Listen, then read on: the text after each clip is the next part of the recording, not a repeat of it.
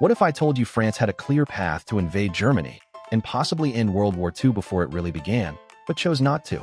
As Nazi Germany stormed into Poland in 1939, something strange happened on the Western Front. France, Germany's biggest enemy in the West, was staring at a lightly defended border and barely moved. Yes, on September 7th, just 6 days after the war began, French forces did cross into Germany. But then they stopped. Not because they were defeated, not because Germany pushed them back, but because they simply didn't go any further. So why didn't France launch a full-scale invasion when Germany was busy crushing Poland?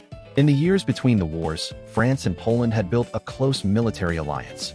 France had supported Poland during the Polish-Soviet War and later formalized their partnership.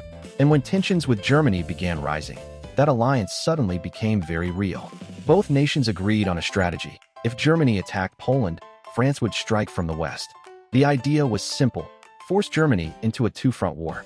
France even promised that if Poland could hold out for just 3 weeks, a massive French offensive would follow.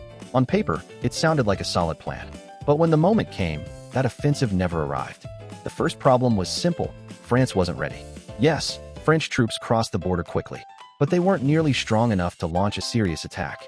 The force that entered Germany was only about a quarter of what had been promised. Mobilizing an army isn't instant. Conscripting soldiers, moving equipment, organizing logistics, it all takes time. And France didn't have enough of it. Meanwhile, most of their army remained locked behind the famous Maginot Line, a massive defensive system they were unwilling to abandon. French commanders believed this war would mirror World War I: slow, defensive, and brutally costly for attackers. So instead of pushing forward, their troops were told to probe cautiously, taking empty villages rather than launching major assaults. France had also hoped Britain would quickly send large numbers of troops. Those reinforcements could free up French units for a bigger offensive. But Britain simply wasn't prepared. Its army was still rearming, and even supplying the few troops already in France was a challenge. So the support France expected never came. Then there was the political situation at home. France's government was fragile and deeply cautious. Leaders feared that launching a massive, risky offensive for Poland could spark panic, or even unrest, among the French people. Instead, they believed a defensive stance would keep the country united. Technically, they argued, they had honored their alliance. They had invaded Germany, after all. But for Poland, this was nowhere near enough. Another major issue was timing. France's entire strategy depended on Poland holding out for weeks, maybe even months. But Germany's blitzkrieg changed everything. Poland began collapsing far faster than expected, and French generals were stunned by the speed of the defeat. Then the situation got even worse.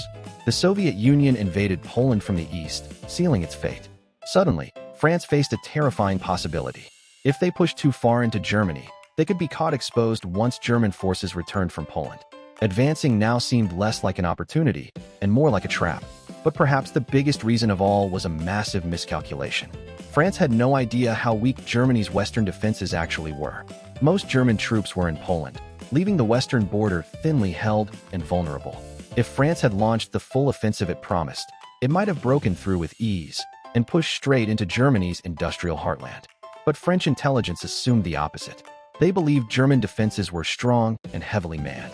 They couldn't imagine Germany taking such a risk. But that's exactly what Germany had done. In the end, France hesitated. They moved carefully. They waited. They held back. And Germany had gambled on exactly that. A weak Western front didn't matter, because Berlin believed France wouldn't take advantage of it. And they were right. The next video is even more shocking. Subscribe now, so you don't miss it.